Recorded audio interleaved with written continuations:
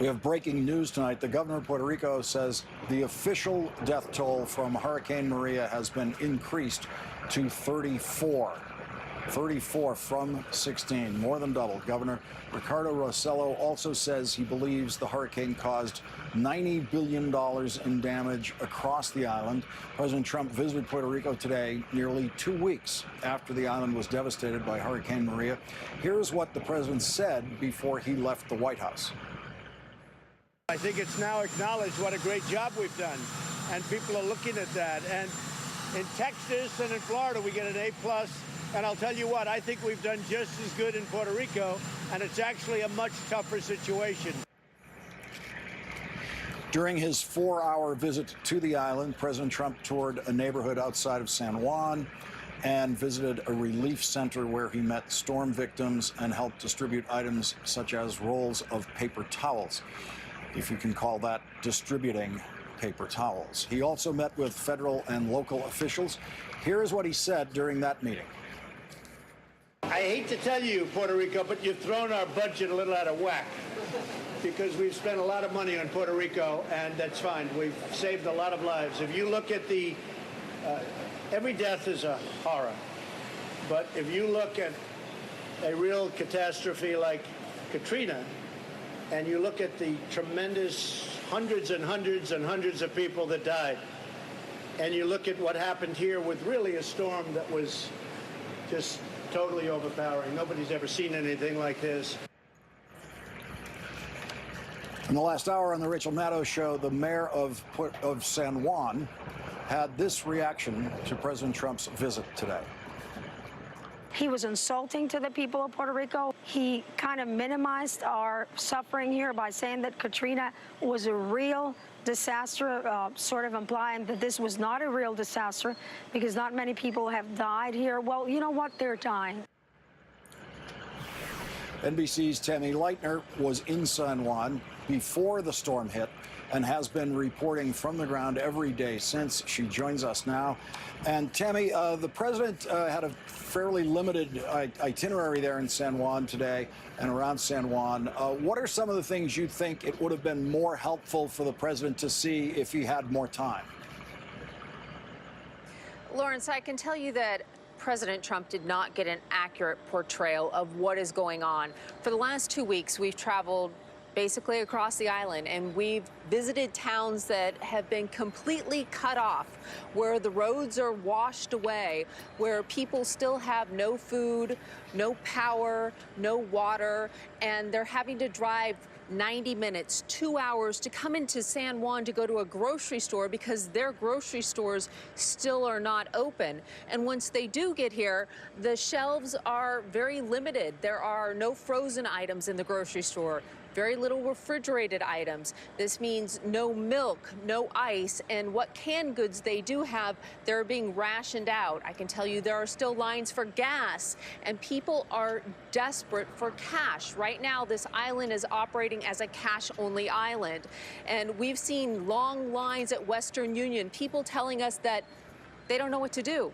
They have no more cash on them. They're trying to get family members who live elsewhere to send them cash. So what President Trump saw today was not an accurate portrayal of what is actually going on here in Puerto Rico and the desperation and the day-to-day struggle that people are still going through. Lawrence? And Tammy, the death toll has, official count, has more than doubled today, going up to 34. That's obviously not necessarily related to any new deaths, but more a catching up with what has actually been happening there. There must be a lot of other areas where the official statistical reporting lags behind the reality. Absolutely, and they are expecting that death toll, unfortunately, to climb even higher as the days continue. Lawrence, I can tell you, we've been to some towns, Utuado, for example. It's about 90 minutes outside of San Juan, and the main bridge was washed away there. People are using a rope to cross the river there, to walk across and to send food across to some of the people that can't cross over. So rescuers are still getting to some of these more remote parts of the island. And so it's still unclear if there are people out there that need medical help, that want to be rescued. And that will come in the coming days and weeks. Unfortunately, that's why they're saying that they expect the death toll to increase. Lawrence? Tammy Leitner, thank you for your invaluable reporting from Puerto Rico from before this storm even hit the island. Thank you very much, Tammy. We're joined now by Melissa Mark Viverito, the New York City Council Speaker. She was born and raised in Puerto Rico. Her mother and other family members still live there. She returned from Puerto Rico last week after a 3-day visit. Tell us what you saw in Puerto Rico and and your assessment of what you saw of the president's trip today. I mean, the president's visit was an utter disgrace. And unfortunately, the governor of Puerto Rico, Rosselló, and the resident commissioner, Jennifer Gonzalez, are becoming apologists for this administration's lack of seriousness to this crisis. The bending over backwards, the selfies, the smiling photos. You know, this president needs to be called out for his lack of seriousness to this humanitarian crisis. And this visit today was an utter disgrace and an insult to the Puerto Rican people, to be throwing and lobbing paper towels at us as if we were animals. You know, it's really making light of a situation that is very severe and which he continues to paint with a brush as if trying to paint a different reality, that this is not really what everybody's talking about. This is really all going very well. That is not true. What your reporter on the ground indicated is very true. You know, I've had to find ways to get money to my mother. It is a cash-only society. People in the hospitals are not getting the proper attention. 95% of the island still has no electricity. The lack of consistency in getting supplies and food and water all to the outside areas of San Juan is real. This is not getting better. It's only getting worse if there's no serious attention. I continue to say that we probably have no more than 15,000 personnel on the ground in Puerto Rico when we had 40,000 in Florida after Irma, when we had 30,000 in Texas. We are being treated in a different way, and there's a double standard when it comes to the people of Puerto Rico and when it comes to the people of the U.S. Virgin Islands, and that is unacceptable. So I'm going to continue to raise my voice, and the only voice of indignation and the only voice of resistance to what is happening is coming from the mayor of San Juan, and that is the reality. And so I really am here to condemn that we still have not seen an appropriate response to Puerto Rico, even when the general on the ground is indicating that he does not have the sufficient resources or personnel to handle it. So we need to continue to pay attention. I want to thank all the media that is giving this attention.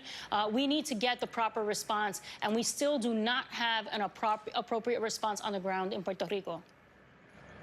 If you had had a chance to consult with the White House about this trip, what would you have told them about what the president should see as opposed to what he actually did see today? No, he needed to go out into the mountainous areas. He needed to go into the towns of Utuado, as your reporter indicated, or Orocovis, where I was last week, which is in the heart of the island and which was almost impenetrable to get to. That is what he needs to see. People that are not getting any sort of assistance, that have not seen FEMA response, that are hungry, that are not getting water, that, again, the hospitals continue to run on generators. That is not a reality that can continue moving forward. And so as we discuss this, you know, it continues to defy reason when the president is talking about the debt, or the president is talking about the fact that this is costing us so much money. This has to be set aside. We have a humanitarian crisis, and it needs to be paid attention to right now. Melissa Mark Viverito, thank you very much for joining us tonight. Really appreciate it. Thank you.